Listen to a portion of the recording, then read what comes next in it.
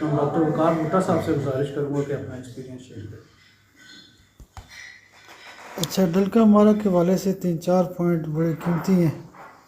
एक तो जैसे आजकल मौसम दिन को यानी ऑलमोस्ट यानी कोट वगैरह या जर्सी वगैरह उतर जाती है और रात को वही बंदा जब नॉर्मल रूटीन में बाहर निकलता है तो उसको ठंड लग जाती है। एक तो इस तरह के यानी मसाइल में आप डलका मारा यूज़ कर सकते हैं।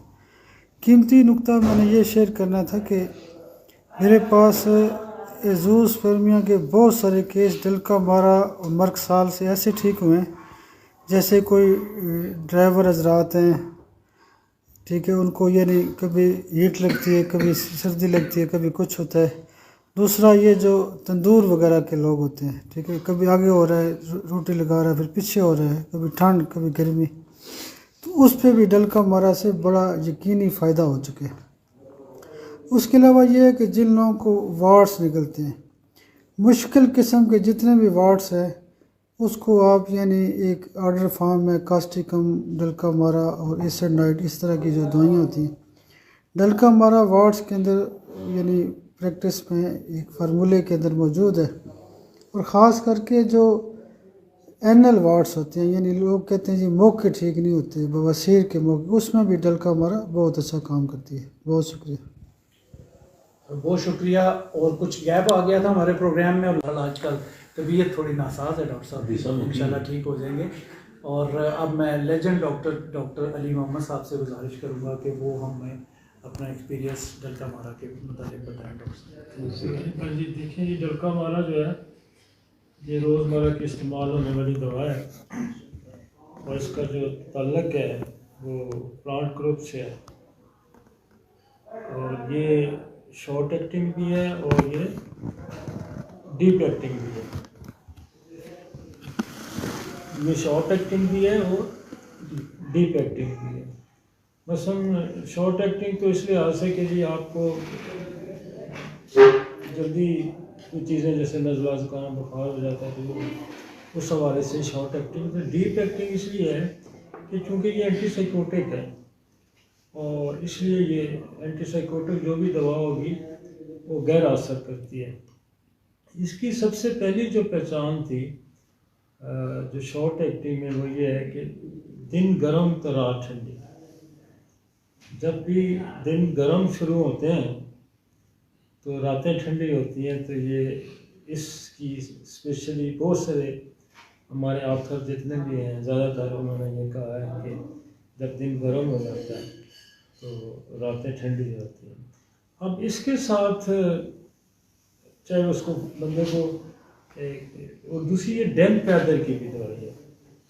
जहाँ बरसाती डैम्प एरिया जहाँ होते हैं, जहाँ नमी ज़्यादा होती है, नमी की भी ये बड़ी दवाई है। और नमी से अगर आप कंपेयर करेंगे इसको तो रस्टॉक्स के साथ इसका बड़ा गहरा ताल्लुक है, इसका नेटम सल्फ के साथ गहरा ताल्लुक है।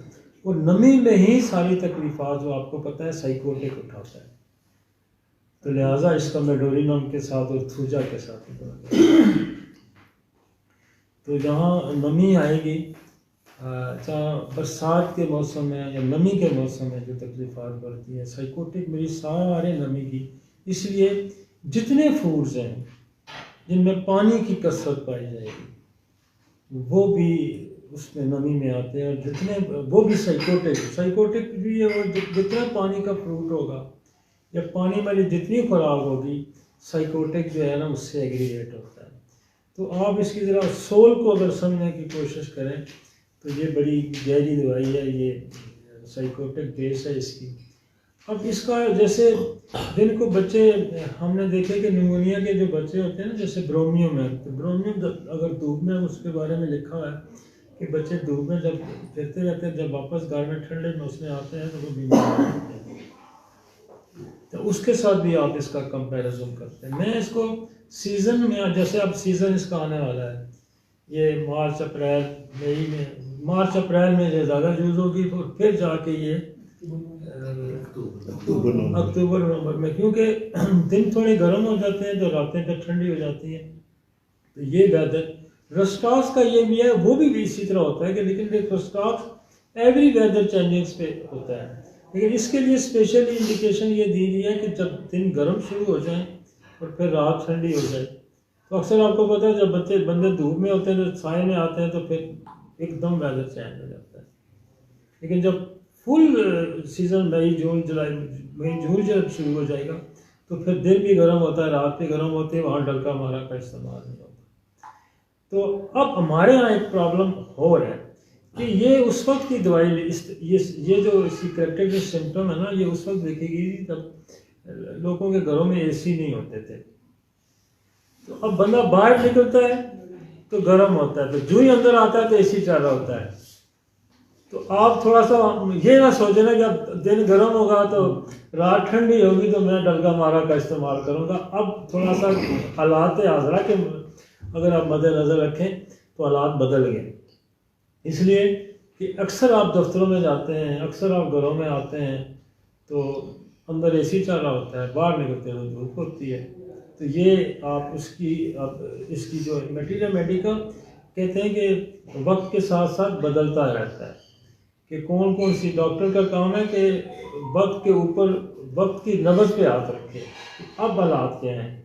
तो लिहाजा अब ये मतलब हर सीज़न में इस्तेमाल हो सकती है उस फिलॉसफी पे कि जब आप गर्मी से आए तो ठंड में आएंगे, जब गर्मी से ठंड में आएंगे। ये है इसका, गर्मी से ठंड में आना, ठंड से गर्मी में नहीं आना जाना, मतलब ठंड से गर्मी में जाना नहीं है।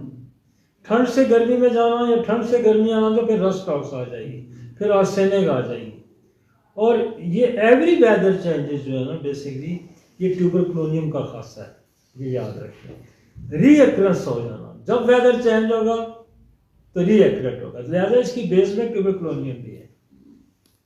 तो जब कभी डलका मारा, रस्ट टॉक्स, आर्सेनिक, रोडोडेंड्रॉन ये आपको काम ना करें तो फिर एक डोज ट्यूबर की दे के फिर आप डलका मारा देंगे, काम आपका। तो बहुत सारे फॉलेज के केस भी हमने ठीक किए सिर्फ इसी बेस पे कि ये जो इसकी वेदर चेंजेस है। तो अब जो मटीरियल लिखा जाएगा ना वो साथ एसी का भी जिक्र करेगा कि बाहर धूप से अंदर एसी है तो बुखार हो गया।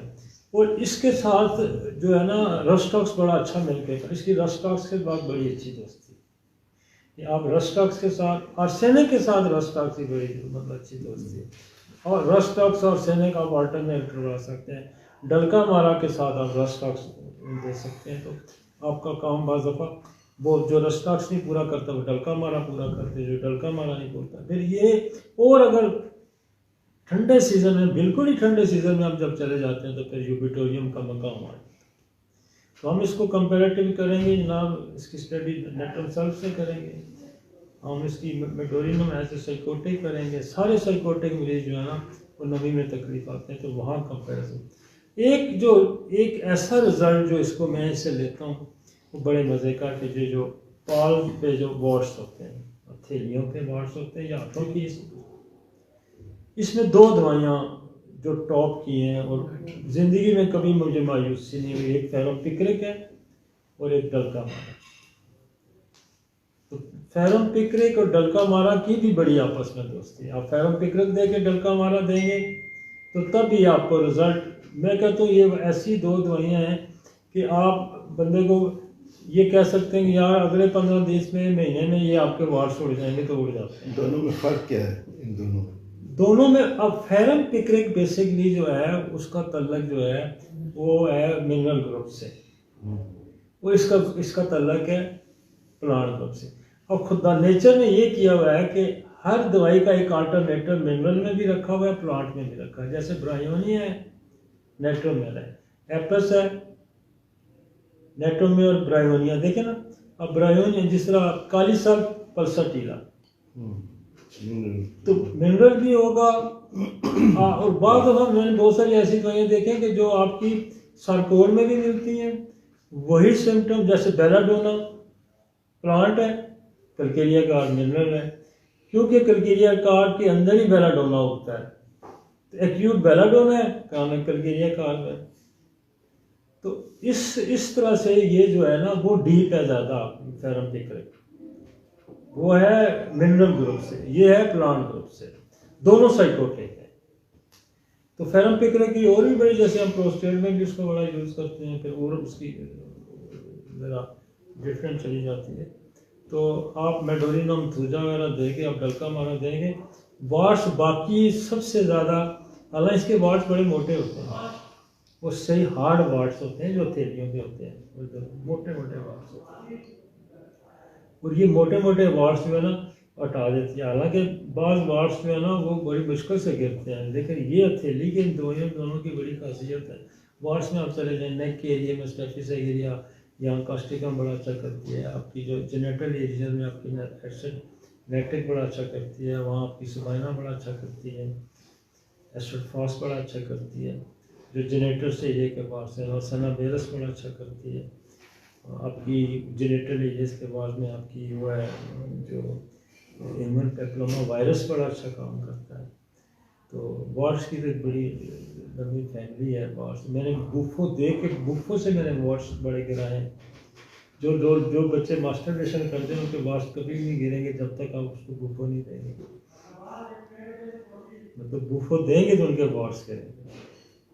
केस फंस जाते हैं। मैं बड़ी पुरानी बात है कि मैं एक केस में बड़ा फंस गया, वार्ड्स उसके गिरे नहीं, तो मैंने मास्टर उसकी ध्यान की तरह बुफो मैंने पढ़ा था कि जो वार्ड्स नहीं गिरते ना बुफो था, तो बुफो जब दी तो वार्ड्स गिर गए। तो फिर अब मेरी समझ में बात आ गई कि जो मास्टरबेशन वाले केसेस हैं उनमें बुफो दे के थूजा दें या थूजा दे के बुफो दें तो वार्ड ज़्यादा अच्छे गिरते हैं।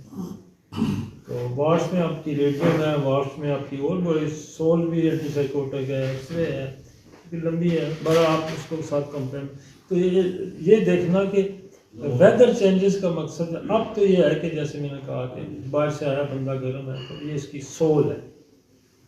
तो वार्ड्स ये जो डलका मारा है हमारी रोज़मर्रा की इस्तेमाल होने वाली दवाई है, और दवाई की आप जब सोल समझ जाते हैं तो फिर मेरी कोशिश होती है कि हम सोल को समझ लें। तो जब हम सोल समझ जाते हैं तो फिर उसको जहाँ भी मर्जी उठा के लगाते हैं। थैंक यू जी, वेरी मच। बहुत शुक्रिया डॉक्टर अली मोहम्मद साहब जी। दोस्तों ये आज की मेडिसिन थी डलका मारा। यकीनन आप लोगों को इससे फ़ायदा होगा। एडवांस में हम सब डॉक्टर साहबान की तरफ से आपको रमज़ान मुबारक की बहुत बहुत खुशियाँ मुबारक हों, चूँकि अगला जुम्मा जो है वो रमज़ान मुबारक ही होगा। इसके साथ ही मुझे इजाज़त दीजिए, इंशाल्लाह अगले जुम्मे दोबारा आपकी खिदमत में हाजिर होंगे। तब तक के लिए अल्लाह।